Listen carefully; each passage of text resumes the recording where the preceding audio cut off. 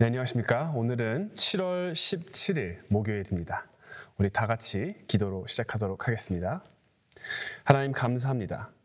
저희 모두를 이렇게 하나님 예배 자리로 다시 한번 모이게 해주셔서 하나님, 여느 때와 같이 몇몇 분들은 새벽 아침부터 일어나서 하나님께 예배를 드리고 기도를 드리며 하루를 시작하시는 분들도 계시고요.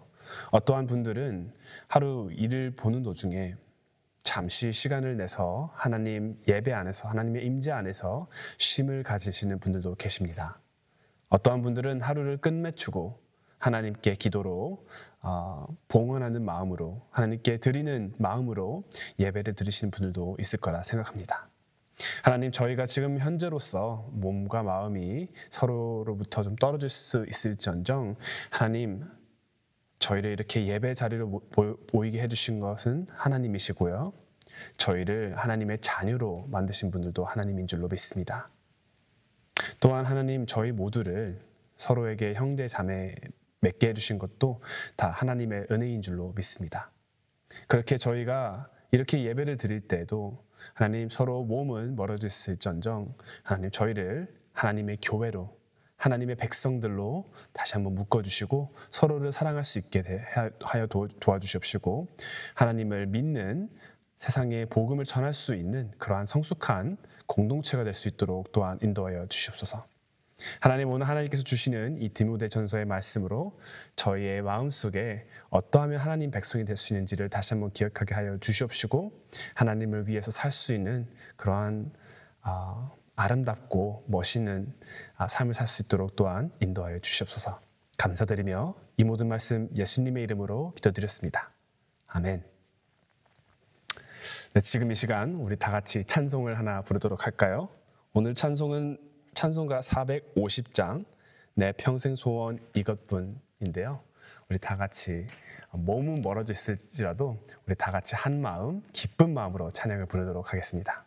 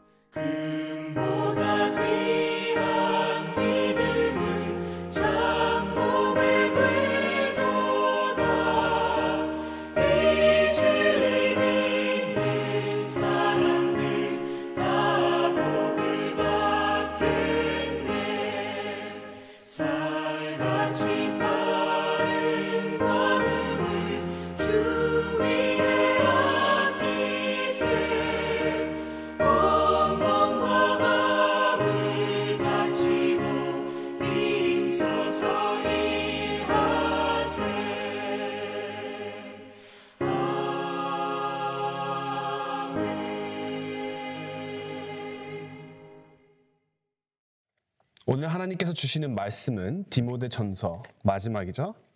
6장 11절부터 21절입니다. 우리 다 같이 한 목소리로 읽도록 하겠습니다. 오직 너 하나님의 사람아, 이것들을 피하고 의와 경건과 믿음과 사랑과 인내와 온유를 따르며 믿음의 선한 싸움을 싸우라. 영생을 취하라. 이를 위하여 내가 부르심을 받았고 많은 증인 앞에서 선한 증언을 하였도다. 만물을 살게 하신 하나님 앞과 본디 빌라도를 향하여 선한 증언을 하신 그리스도 예수 앞에서 내가 너를 명하노니 우리 주 예수 그리스도께서 나타나실 때까지 흠도 없고 책망받을 것도 없이 이 명령을 지키라.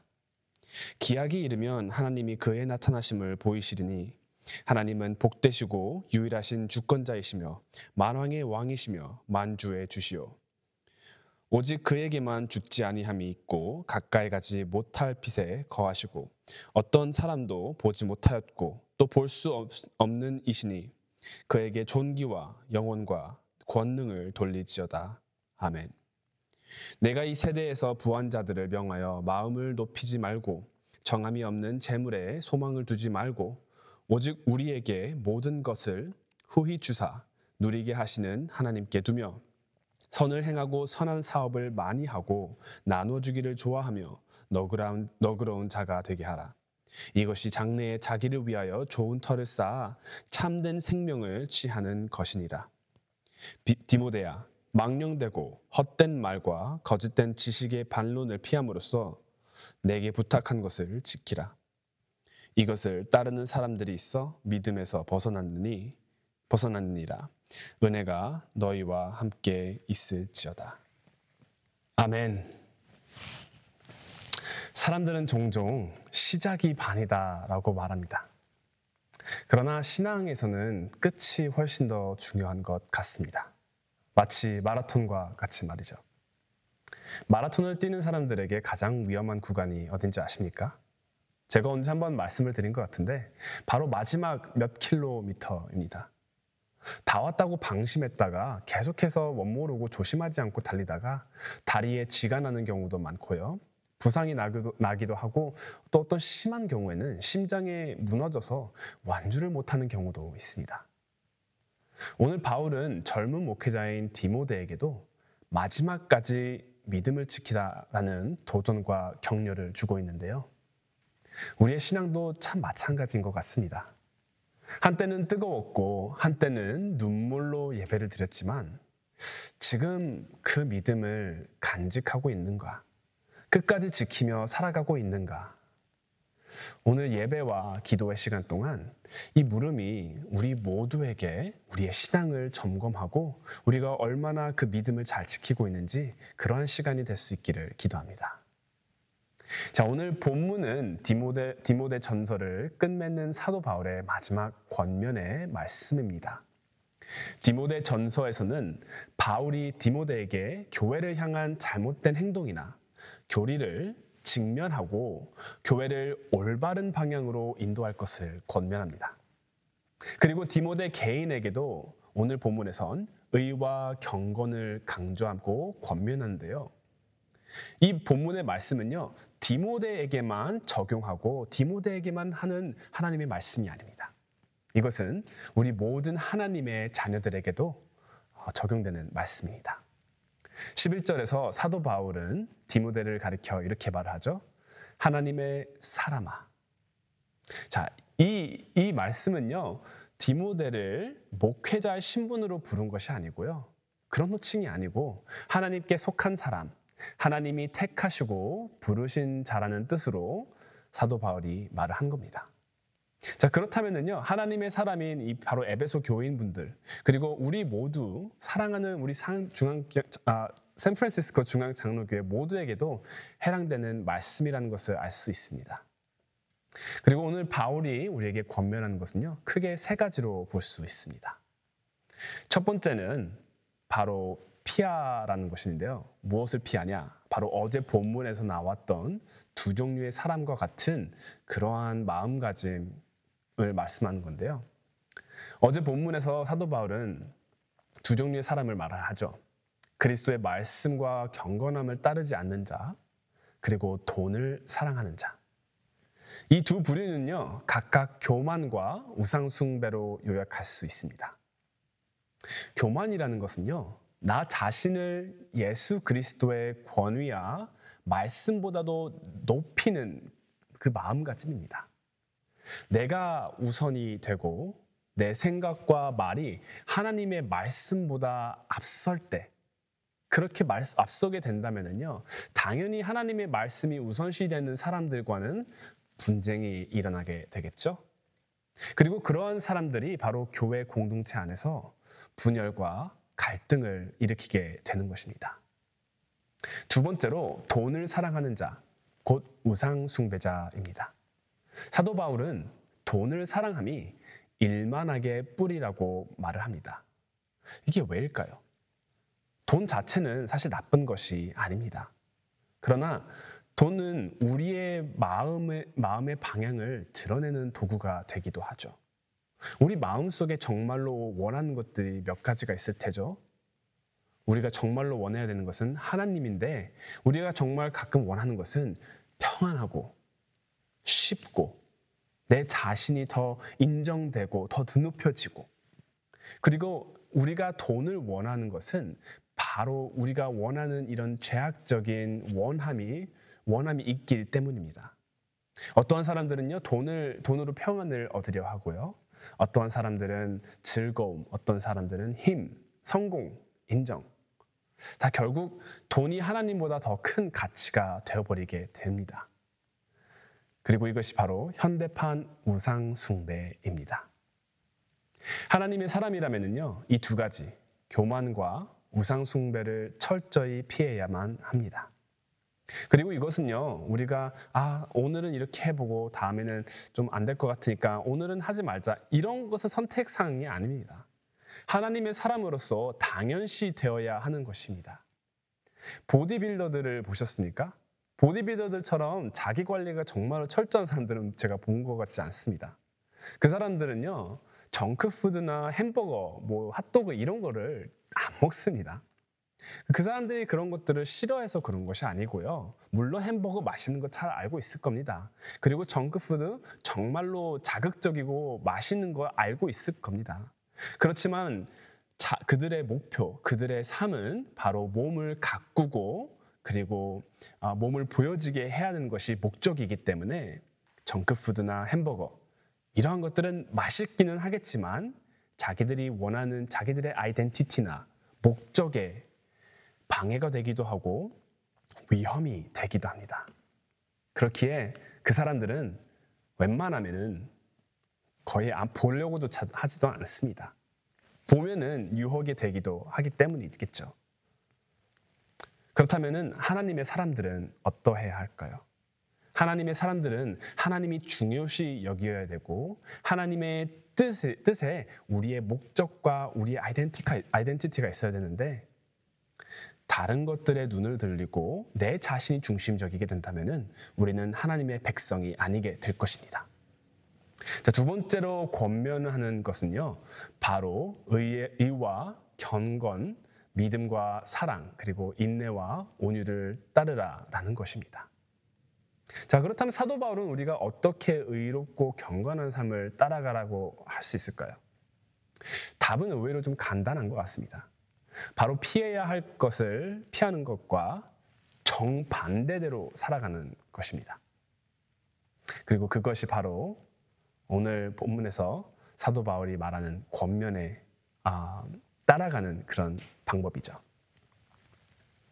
예수님의 말씀보다 나를 더 의지하는 것이 교만이라고 한다면요, 그 반대, 바로 우리보다 예수님의 말씀을 전적으로 신뢰하고 순종하는 것, 이것이 바로 의를 따르는 방법 중 하나겠죠. 그렇지만요, 여러분, 이것이 사실 아시겠지만 정말로 말처럼 쉬운 것이 아닙니다. 나보다 예수님의 말씀, 예수님의 길을 따라간다는 것은 나의 생각, 나의 길을 부정하고 나를 버리는 것과 같습니다. 그리고 이것은요, 정말로 힘듭니다. 그렇기 때문에 예수님께서도 마태복음 16장 24절에 이렇게 말씀하시죠. 누구든지 나를 따라오려거든 자기를 부인하고 자기 십자가를 지고 나를 따를 것이니라. 두 번째로 우리가 의와 경건함을 따를 수 있는 방법은요, 내가 원하는 것을 얻기 위한 수단으로 돈 또는 다른 어느 무엇이든지 하나님보다 중요시되는 것이 우상숭배라면요, 반대로 우리는 하나님의 나라와 의를 먼저 구하는 삶을 살아야 된다라는 것입니다. 하나님의 나라가 삶의 목표와 초점이 되지 않는다면요, 심지어 경건조차도 내가 원하는 것을 위한 도구로 타락할 수 있다라고 어제 본문에서 나왔었죠. 하지만요, 하나님께서 우리에게 필요한 것을 공급하실 것이다라는 것을 믿고 하나님 중심의 삶을 우리가 선택하게 된다면요, 우리는 점점 더 의롭고 경건한 길로 나아가게 될 것입니다. 여러분, 올해의 목표, 올해의 우리 교회의 비전이 무엇인지 기억하시나요? 바로 복음을 전할 수 있는 성숙한 교회가 되는 것입니다. 여러분, 벌써 올해도 2025년도 반이 지났습니다. 지난 반 동안 몇몇 분들은 하나님의 복음을 전하기 위해서 정말로 끊임없이 노력하신 분들도 계실 테고요. 어떠한 분들은 내가 조금 부끄럽고 내가 말을 하면은 안 들을 것 같고 내가 복음에 대해서 얘기를 하면은 그 사람들이 반대로 나한테 물어봤을 때 내가 답변해주지 못하면 어떡하지? 이러한 것들 때문에 하나님의 나라와 하나님의 뜻, 그런 것들보다 내 자신이 중심이 된 분들도 계실 거라 생각합니다. 여러분들을 탓하려는 것은 아닙니다. 그렇지만 우리가 하나님을 정말로 사랑하고 하나님의 뜻을 이룰 수 있는 종이 된다고 하면은요, 조금이라도 기도를 하면서 우리가 하나님께 하나님 정말로 무섭습니다. 내 자신이 편해지고 싶지만 내 자신보다도 하나님의 뜻이 더 중요한 줄로 믿습니다. 하나님, 오늘은 내가 전도를 할 목표로 기도를 하고 준비를 하겠습니다. 이러한 한 걸음씩 한 걸음씩 가는 것은 또 어떨까요? 앞으로 2025년도 반이나 남았는데 많은 것 같으면서도 많지 않은 시간이죠. 그러한 시간 동안 하나님의 뜻을 이룰 수 있는 우리 중앙교회 가족 여러분이 될 수 있기를 기도합니다. 세 번째로 사도 바울이 하는 권면의 말씀은요, 바로 믿음을 지키는 싸움이라는 것입니다. 믿음의 생활은 어떻게 보면 전장입니다. 그리고 바울은 이것을 믿음의 선한 싸움이다라고 말을 합니다. 우리의 싸움은요, 사람과의 싸움이 아닙니다. 오히려 마음속에 있는 내 마음 안에의 교만, 세상의 유혹, 게으름, 회의, 외로움, 이런 보이지 않는 적들과의 싸움입니다. 그리고 믿음을 지키는 일은요, 한 번의 의식적 결단이 아니고요, 계속해서 지속되는 싸움입니다. 누구도 실수 한 번으로 믿음을 잃지는 않습니다. 누군가가 믿음이 잃어버린다고 하면은요, 서서히 점점 더 약해지고 조용히 무너지게 됩니다. 그리고 사탄은요, 이런 것을 정말로 잘 알기 때문에 정말로 조그만한 유혹부터 시작해서 우리를 끌어내리려고 합니다. 그렇기 때문에 사도 바울은 정말로 이 싸워라라는 정말로 심각한 단어로 우리에게 경각심을 일깨워 줍니다. 주일 예배를 한 번씩 빠지게 되고 기도가 멀어지고 말씀을 잃지 않게 되면요, 어느 순간부터 나도 모르게 나의 마음은 다른 데 빠져 있게 됩니다. 실질적으로 제가 중고등부 사역을, 물론 제가 전도사로 맡은 거는 몇 년 안 되겠지만서도 제가 중고등부 사역을 고등학교를 졸업하고 나서부터 계속 해왔습니다. 그때가 제가 나이가 18살이었는데 지금 나이를 생각해 보면 10년 이상 중고등부 학생들과 시간을 보내왔네요. 그 학생들이 대학에 가서 많은 학생들이 믿음을 저버리고 교회를 떠나는 것을 보았습니다. 정말로 마음이 아픈데요. 그 아이들이 대학교 가자마자 교회를 떠나버렸냐? 그것은 아니었습니다. 제가 10몇 년 보아왔었을 때 패턴은 이랬습니다. 교회를 한 3, 4주, 한 달, 2달, 많게는 3달까지 잘 나오다가 언제 딱 한 번 교회를 안 나오게 됩니다. 그러면은 저희가 이제 연락을 하겠죠. 아니면 그 다음 주에 나오거나. 그래서 우리는 물어봅니다. 무슨 일이 있었니? 제가 공부를 해야 돼서 공부하느라 못 나왔습니다. 제가 제 친구가 정말 친한 친구가 이거를 오라고 했는데 거절할 수 없었습니다. 다음에는 꼭 앞으로는 잘 나올게요. 그런데요, 이 아이들이 한 번 빠지고 나니까 두 번째는 조금 더 쉬워지고요. 세 번째는 더더욱 쉬워지고 네 번째부터는 오히려 안 나오게 되더라고요. 오히려 또 우리가 왜 안 나왔냐, 무슨 일 있었냐라고 여쭤보면은 그것 때문에 또 거기에서 오는 죄책감, 그런 것들을 직면하기 싫어서 교회를 안 나오게 되는 학생들도 더러 많았습니다. 이와 같이 이것은 아이들에게만 해당되는 것이 아닙니다.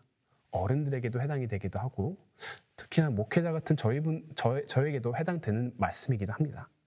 오히려 저는 목회를 함으로써 항상 경각심을 가져야 되기 때문에 거기서 오는 하나님의 축복이 정말로 감사하긴 하지만 그렇더라 하더라도 우리 모두는 사람입니다. 그리고 사탄은 계속해서 우리를 유혹하고 우리를 하나님으로부터 멀어지게 하려고 항상 노력하는 중입니다. 그렇기에 우리는 지속적으로 매일매일 싸워야 하는 것입니다. 믿음을 지킨다라는 말은요, 바로 주의하고 감시하고 돌보고 싸운다라고 뜻한다고 합니다. 믿음을 지킨다는 것은요, 자녀가 잘못될 때도, 내 건강이 무너질 때도, 세상이 흔들릴 때라도 예수 그리스도를 놓지 않고 말씀 붙들고 살아간다라는 것입니다. 그리고 이긴 사람들은요, 끝까지 믿음을 지킨 사람들입니다. 그렇지만 걱정하지 마십시오. 이 싸움은 우리 혼자의 힘으로 하는 것이 아닙니다. 바울은 디모데에게 말을 합니다. 영생을 취하라. 이것은요, 단지 천국을 소망하라라는 말씀이 아닙니다. 지금 이 땅에서 예수님의 생명으로 살라라는 것입니다. 그리고 또한 14절에서 이렇게 말을 하죠. 우리 주 예수 그리스도께서 나타나실 때까지 흠도 없고 책망받을 것도 없이 이 명령을 지키라. 저는요, 이 말씀에서 조금 은혜를 받았습니다.